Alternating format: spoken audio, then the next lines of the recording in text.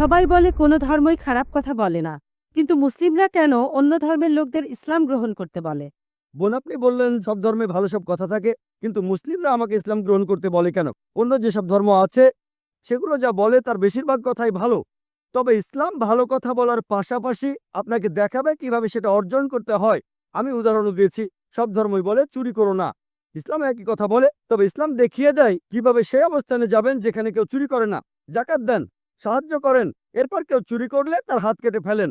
তাহলে চুরি করা বন্ধ হয়ে যাবে, কোনো অপরাধ থাকবে না। এজন্যই আমি বলেছিলাম যে ইসলাম ভালো কথা বলার পাশাপাশি আপনাকে দেখিয়ে দেবে কিভাবে সেটা অর্জন করতে হয়। যদি সর্বশক্তিমান আল্লাহ যে কোনো কিছুই তৈরি করতে পারেন, কেন তার সমস্ত পৃথিবী তৈরি করতে 6 দিন লাগলো? বোন প্রশ্ন করলেন যে আল্লাহ যদি যে কোনো কিছু সৃষ্টি করতে পারেন তাহলে কেন 6 দিন সময় নিলেন? বোন, আল্লাহ যদি চাইতেন একদিনে সৃষ্টি করতে পারতেন, তখন আপনি বলতেন যে কেন একদিনে তৈরি করেছেন, 6 দিনে কেন নয়?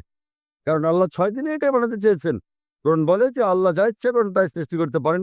অনেক আয়াতে আছে, আল্লাহ বলেন কোরআনে সূরা আলে ইমরান অধ্যায় 3 আয়াত নম্বর 59, إن مثل عيسى عند الله كمثل آدم خلق من تراب ثم قال له كن فيكون। আল্লাহ আদম আলাইহিস সালামকে সৃষ্টি করেছেন, যেমন তিনি যীশু খ্রিস্টকে সৃষ্টি করেছেন ধুলো থেকে, তিনি বলেন হও আর তা হয়ে যায়। আল্লাহ যখন কিছু সৃষ্টি করতে চান তিনি বলেন হওয়ার হয়ে যায়, তিনি ইচ্ছে করলেই এটা হয়ে যায়।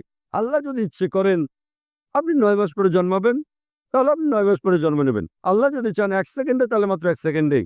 তো আল্লাহ চাইলেন যে তিনি কোনো কিছু 6 দিনে সৃষ্টি করবেন, তাই তিনি করলেন। পৃথিবীতে অনেক মানুষ ভুল কাজ করছে। আমার ভাবতে খুব অবাক লাগে, এতগুলো মানুষ দোজখে যাবে। তিনি অবাক হচ্ছেন এতগুলো মানুষ কিভাবে দোজখে যাবে। আমাদের এই জীবনটা হলো পরীক্ষা। আপনারা যদি ভালো করে দেখেন যে নিচু গ্রেডের পরীক্ষাগুলোতে বেশিরভাগ ছাত্র পাশ করে, তবে উপরের লেভেলে গেলে সেখানে পাশ করাটা কঠিন।